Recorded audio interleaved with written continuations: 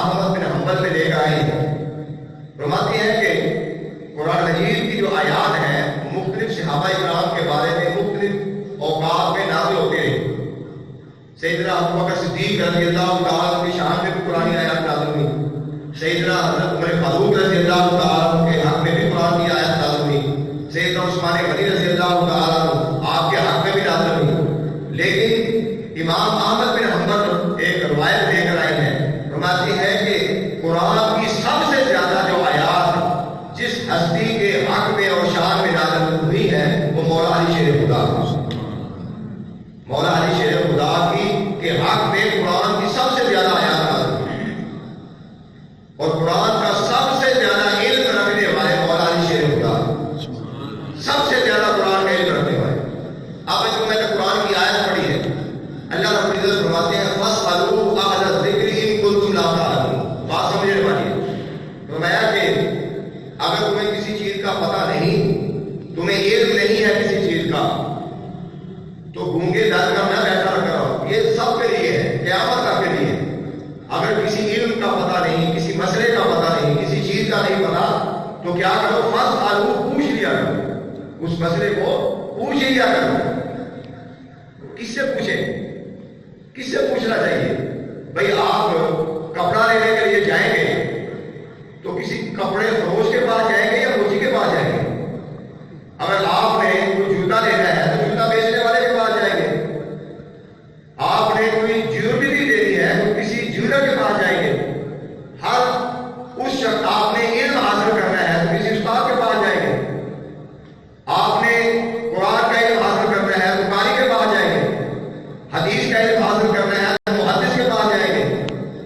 صرف و نحو پڑھنی ہے تو کسی نحوی یا صرفی کے پاس جائیں گے. ہر چیز کا علم حاصل کرنے کے لیے اس سے متعلقہ استاد کے پاس جایا جاتا ہے. قرآن کہتا ہے فَاسْأَلُوا پوچھو, سوال کرو. کسی چیز کا نہیں پتا تو پوچھ لو. بھائی تعالیٰ کس سے پوچھے؟ کیا آگے جواب کیا ہونا چاہیے تھا؟ اہل علم سے پوچھو. یہی معلوم ہونا چاہیے تھا نا بھئی, جو نہیں پتا کن سے پوچھو؟ اہل علم سے پوچھو, علماء سے پوچھو, فقہاء سے پوچھو. مگر قرآن کیا کہتا ہے؟ فَاسْأَلُوا أَهْلَ الذِّكْرِ إِن كُنتُمْ لَا تَعْلَمُونَ. اگر تمہیں کسی چیز کا نہیں پتا تو اہل ذکر سے پوچھو. کن سے پوچھو؟ اہل ذکر سے. باری تعالیٰ پوچھنا تو اہل علم سے چاہیے. اگر ہمارے ذہن میں ذکر سے مراد ہے, ایک تو یہ ہے نا جو ہم ذکر کرتے رہتے ہیں, اللہ کے نام کا ذکر کرتے ہیں, تو قرآن نے یہاں تو کہنا چاہیے تھا کہ اگر تمہیں کسی چیز کا نہیں پتا تو اہل علم سے پوچھو. مگر قرآن کیا کہہ رہا ہے؟ اہل ذکر سے پوچھو. تو ہمیں پہلے یہ پتا کرنا ہے کہ ذکر کیا کیا ہے. لازمی بات ہے, ذکر کوئی بڑی چیز ہے جس کے بارے میں قرآن کہہ رہا ہے کہ ذکر والوں سے پوچھو, اہل ذکر سے پوچھو. پہلے یہ دیکھیں گے کہ ذکر کیا ہے, پھر دیکھیں گے کہ اہل ذکر کیا ہے. قرآن کی دوسری آیت پڑھیں. قرآن کہتا ہے کہ اِنَّا نَحْنُ نَزَّلْنَا الذِّكْرَ وَإِنَّا لَهُ لَحَافِظُونَ. بے شک ہم نے اس ذکر کو یعنی قرآن کو نازل کیا اور ہم ہی اس کی حفاظت کرنے والے. سبحان اللہ. بات نہ سمجھنے والے.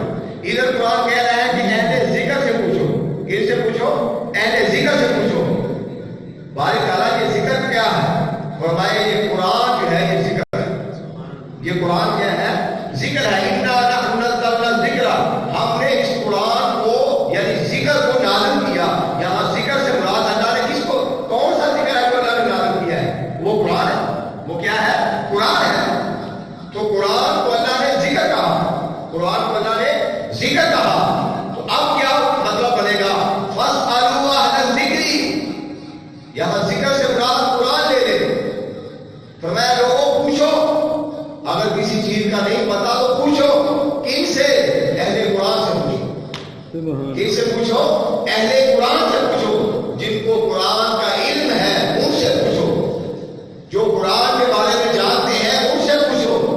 جو قرآن کا فہم رکھتے ہیں ان سے پوچھو. جو قرآن کا ادراک رکھتے ہیں ان سے پوچھو. جو قرآن کا کی تعلیم رکھتے ہیں, علم رکھتے ہیں, ان سے پوچھو.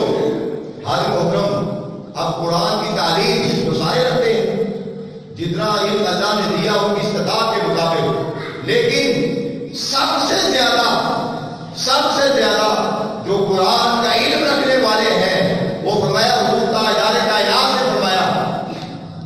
فرمایا القرآن مع علی وعلی مع القرآن، قرآن علی کے ساتھ ہے اور علی قرآن کے ساتھ ہے. فرمایا لم یتفرقا حتی یردا الحوض، یہ قرآن اور علی کی جو نسبت ہے، یہ ان کا جو تعلق ہے، یہ ان کی جو محبت ہے، یہ ان کا جوڑ ہے، فرمایا یہ جدا نہیں ہوں گے، یہ اکٹھے رہیں گے، اس کائنات میں بھی اکٹھے رہیں گے حتی یردا الحوض، یہاں تک کہ حوض کوثر تک بھی یہ پہنچیں گے تو اکٹھے رہیں گے.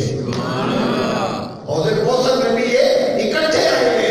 تو فرمایا علی مع القرآن والقرآن مع علی، علی قرآن کے ساتھ اور قرآن علی کے ساتھ، اور قرآن علی کے ساتھ. اب اس کا مطلب بنائیں فاسألوا اہل الذکر ان کنتم لا تعلمون. میں کہ اے نہ واقف لوگوں، نہ جاننے والوں، اگر کچھ جاننا چاہتے ہو تو اہل ذکر سے پوچھو. یعنی مطلب کیا؟ اہل قرآن سے پوچھو، قرآن کا فہم رکھنے والے، قرآن کا شعور رکھنے والوں سے پوچھو. اور حدیث بتاتی ہے کہ قرآن کا سب سے زیادہ علم رکھنے والے جو ہیں وہ مولا علی شیر خدا ہے. تو پتہ یہ چلا واضح طور پہ یہ قرآن کیا ہے، اگر کسی چیز کا پوچھ رہے ہیں تو مولا علی شیر خدا سے مولا علی شیر خدا سے پوچھ لو. اب یہ میں نے جو بات کر دی، آپ میں سے کسی کے دل میں آئے گا کہ باقی صحابہ کرام، میں نے کسی کا انکار تو نہیں کیا، ہر کسی کا علم آپ کی جگہ. اب دیکھیں کہ صحابہ کرام جو ہے مولا علی شیر خدا کے بارے میں کیا کہتے ہیں، ان کے علم کے بارے میں باقی صحابہ کیا کہتے ہیں.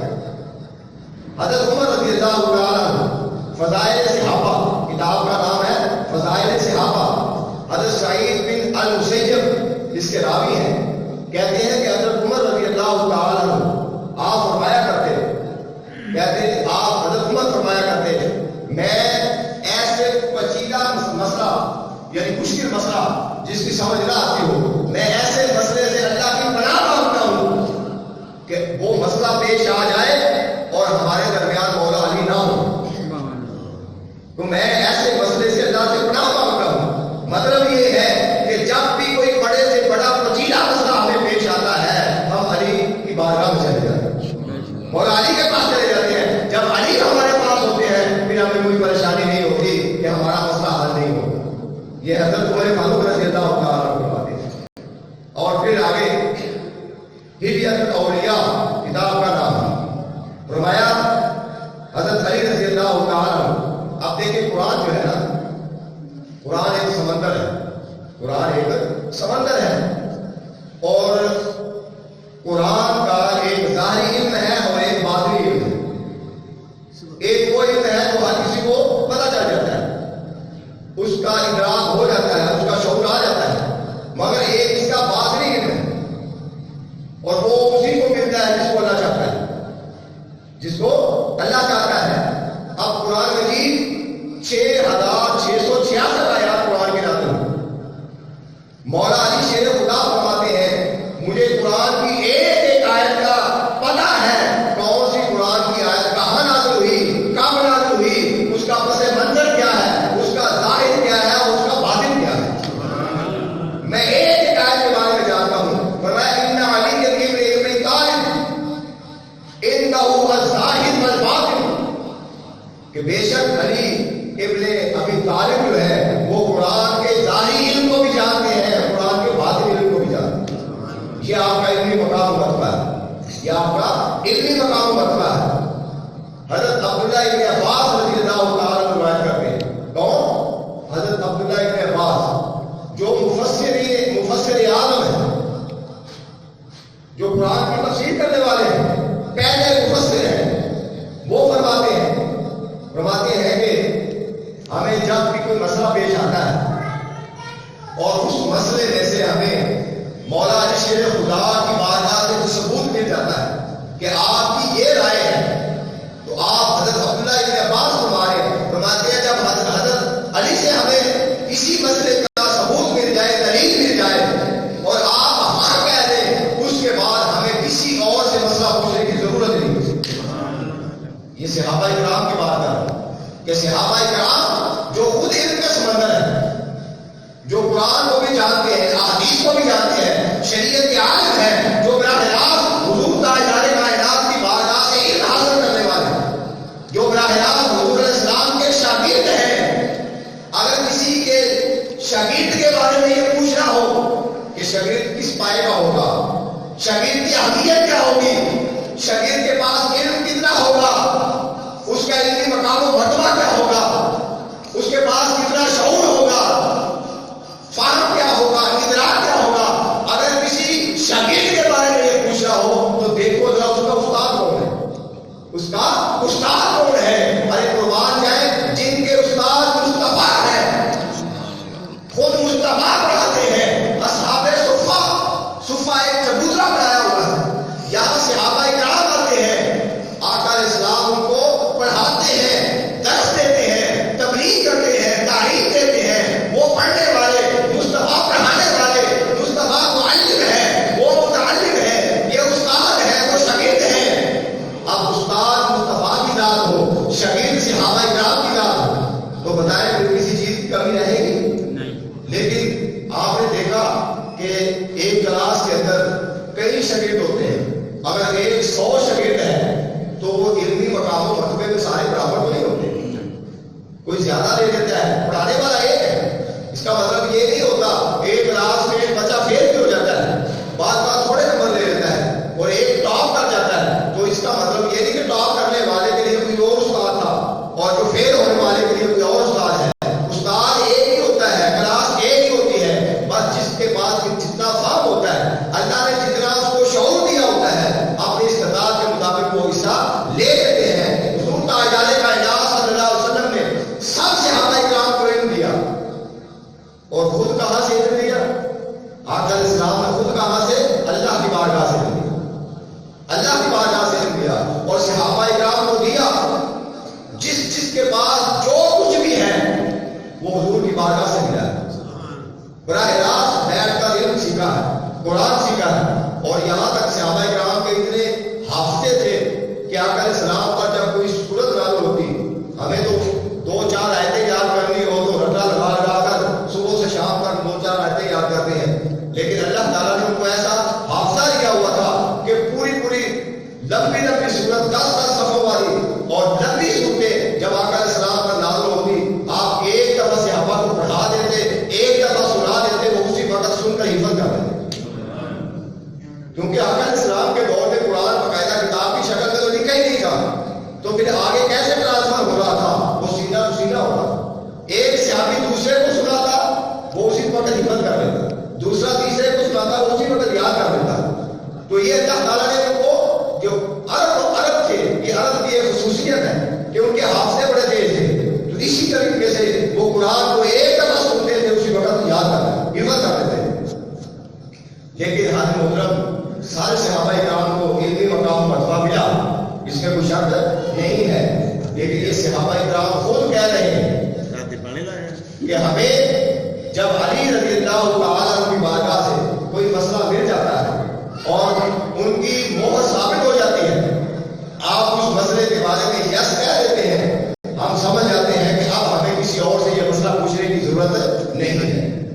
آگے چلیے، حضرت عائشہ صدیقہ رضی اللہ تعالیٰ عنہ آپ فرماتی ہیں حضرت علی رضی اللہ تعالیٰ عنہ کے بارے میں، حضرت محترم ذرا قابل توجہ بات ہے، کون فرما رہی ہے؟ روایت کاری ہے حضرت عائشہ صدیقہ، اور جیسا کہ بدبخت لوگ ام المومنین حضرت عائشہ صدیقہ اور اہل بیت کے درمیان عجیب قسم کی کہانیاں بناتے ہیں اور ان کی معذرت دشمنیوں کو بیان کرتے ہیں، کوئی ایسی بات اگر ہو تو علی کی شان کی بات ہو، اگر دل میں تھوڑا سا بھی معذرت بغض ہوتا یا کوئی ایسی بات ہوتی تو وہ شان کی بات کوئی آگے بھیجتا ہے۔ آپ اپنے دشمن، کوئی چھوٹے سے دشمن کیا، کوئی ایسا آدمی جو جس سے آپ نے کوئی اونچا کلام نہیں کیا ہو، کوئی ایک دفعہ ایسے گھورنا دیکھا بھی ہو، آپ اس کی تعریف کریں گے؟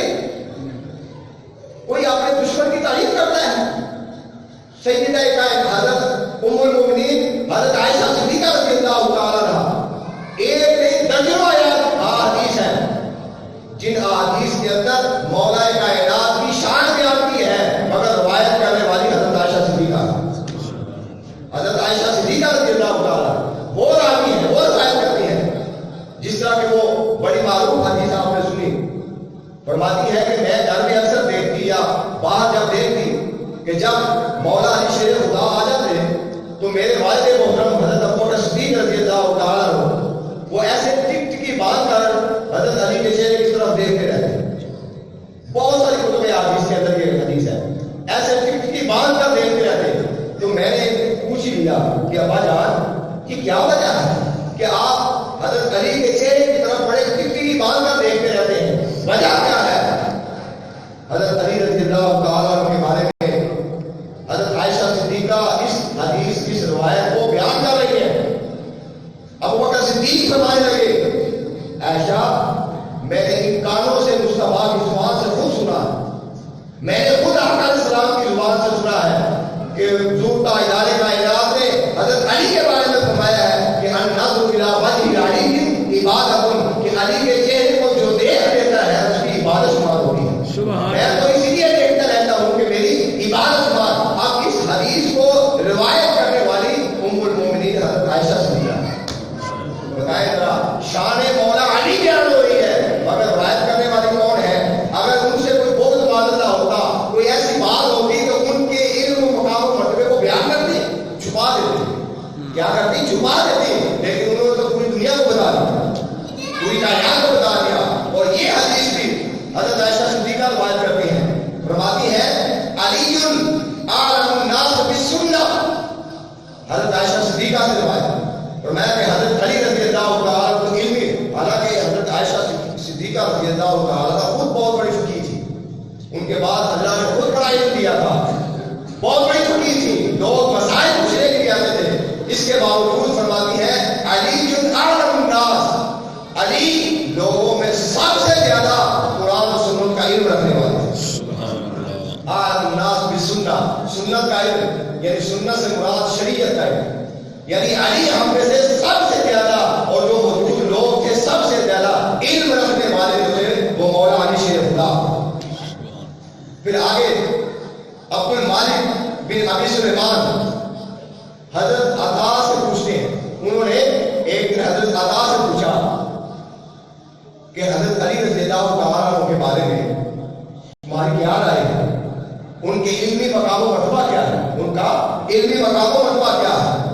وہ آگے سے جواب دیتے ہیں قال واللہ خدا کی عزت کی قسم ما اعلمه علی، میں نے علی سے زیادہ کوئی عالم دیکھا ہی نہیں. سبحان اللہ. میں نے کوئی ایسا بندہ دیکھا نہیں ہے جو علی سے زیادہ جاننے والا ہو. یہ صحابہ کرام کے اقوال بتا رہا ہوں، احادیث بتا رہا ہوں. یہ سارے صحابہ کرام اس بات پر اتفاق کرتے ہیں کہ ہم میں سب سے زیادہ علمی مقام و مرتبہ رکھنے والے جو ہے ان کا نام علی مرتضیٰ. سبحان اللہ. کہ جب بھی کوئی علمی حوالے سے کوئی مسئلہ پیش آتا ہے تو وہ کن کے پاس جاتے ہیں؟ مولا علی شیر خدا کے پاس جاتے ہیں. حاضر محترم، اب بات بڑی قابل توجہ، یہ کیوں سارے ان کے پاس جا رہے ہیں؟ علمی مقام و مرتبہ لینے کے لیے، مسائل پوچھنے کے لیے. مولا علی شیر خدا کا علمی مقام کیوں بیان کر رہی ہے؟ اب سنیے، حضرت عبداللہ ابن مسعود رضی اللہ تعالیٰ روایت کرتے ہیں اور یہ آقا علیہ السلام نے حضرت علی کے لیے فرمایا علی انا دار الحکمت و علی بابها، میں حکمت کا شہر ہوں، دار ہوں، علی اس کا دروازہ ہے، علی اس کا دروازہ ہے. اور دوسری حدیث میں فرمایا انا مدینہ العلم و علی بابها، میں علم کا شہر ہوں، علی اس کا دروازہ ہے. میں علم کا شہر ہوں اور علی اس کا دروازہ ہے. حال محترم حدیث تو آپ نے پہلے سنی ہے، ذرا تھوڑی سی اس کی شرح کرتے ہیں. حضور علیہ السلام نے یہ نہیں فرمایا میں علم کا گاؤں ہوں، میں علم کی بستی ہوں. بستی، گاؤں، قصبے اور شہر میں فرق ہوتا ہے. گاؤں جو ہوتا ہے یا بستی جو ہوتی ہے اس میں ساری سہولیات نہیں ہوتی اور ساری ضروریات زندگی آپ کو نہیں ملتی. اسی طرح تھوڑا بڑا قصبہ ہوگا اس میں بھی سہولیات تو مل جاتی ہیں مگر اس لیول کی نہیں ملتی جس طرح کے شہروں میں ملتی ہے. میں آنا مدینہ العلم، میں علم کا شہر ہوں، علم کی بستی گاؤں نہیں ہوں.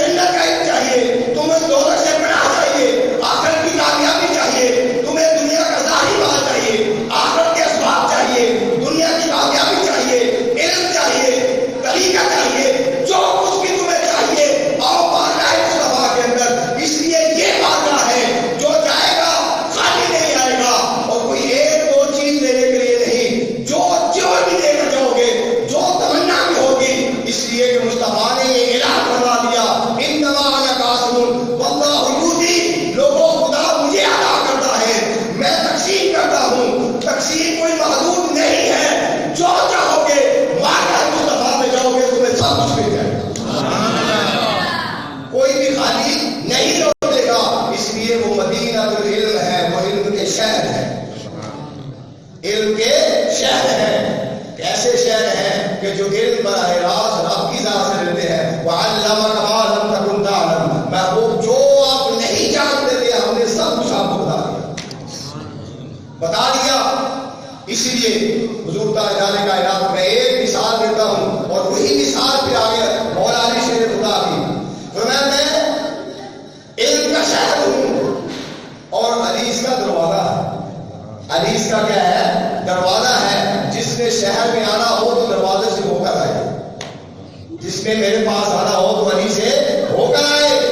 ادھر خدا نے کہا جس نے میرے پاس آنا ہو مصطفیٰ کی بارگاہ میں آئے۔